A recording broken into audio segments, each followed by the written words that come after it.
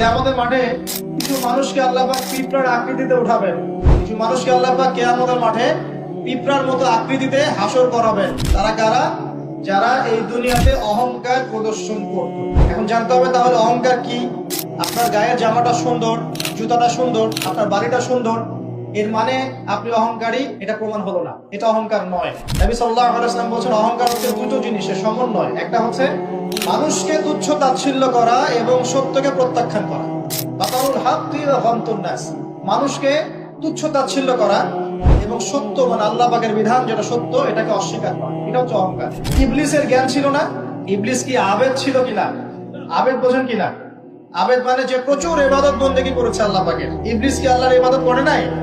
আল্লাহ পাক কি তাকে অনেক উঁচু মর্যাদা দেননি? কেন তাহলে সে চিরস্থায়ী জাহান্নামী হচ্ছে? উত্তর কি? একটা আদেশ আল্লাহ পাক করেছিলেন আদম আলাইহিস সালামকে সিজদা করার।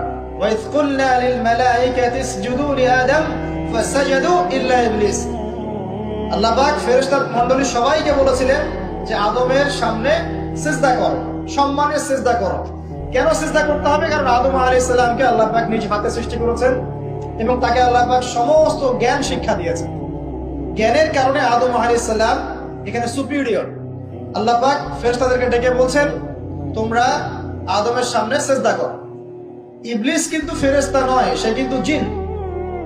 আল্লাহ পাক ফেরেশতাদেরকে বলছেন সিজদা করো, মানে কিন্তু এই নয় যে ইবলিসও ফেরেশতা। ইবলিস কিন্তু ফেরেশতা নয়, সে কিন্তু জিন জাতির অন্তর্ভুক্ত ছিল। এই দলিল সূরা কাহফের মধ্যে আছে, কানা মিনাল জিন ফাফাসাকা আন আমরি রাব্বি। ইবলিস জিন জাতির অন্তর্ভুক্ত একজন সত্তা ছিল। সে সিজদা করলো না, যুক্তি দিল, একটা বাতিল কিয়াস করলো, সেটা হচ্ছে খালাকতানি মিন নার ওয়া খালাকতাহু মিন তিন। আমাকে সৃষ্টি করেছেন আগুন দিয়ে এবং আদমকে সৃষ্টি করেছেন কি দিয়ে?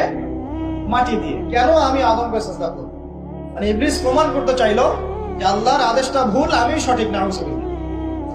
আবা ওয়াস্তাকবারা, সে উদ্ধত হলো এবং অহংকার প্রদর্শন করলো। এই একটা মাত্র কারণেই সে কিন্তু চিরস্থায়ী জাহান্নামের অন্তর্ভুক্ত হয়ে গেল। তো অহংকার কি? আল্লাহ পাকের আদেশটাকে তাহলে লঙ্ঘন করাই অহংকার এবং অন্যকে তুচ্ছ তাচ্ছিল্য করাই কি? অহংকার। ইবলিস এখানে দুটো কাজই করেছে, আল্লাহর সত্যটাকে, হকটাকে অস্বীকার করেছে এবং আদম আলাইহিস সালামকে কি তুচ্ছ করে নাই? আচ্ছা, এখন আমরা যারা ইসলাম পালন করছি আমাদের মধ্যে এখন এই সমস্যাটা দেখা যায়, এই রোগটা দেখা যায়। 5 ওয়াক্ত নামাজ কয়েকদিন পড়লেই মনে হয় যে আমি খুব বড় মুসলিম হয়ে গেছি, অন্য ভাইরা মনে হয় খুব ভালো মুসলিম নয়। একটা ইগো প্রবলেম চলে আসে না?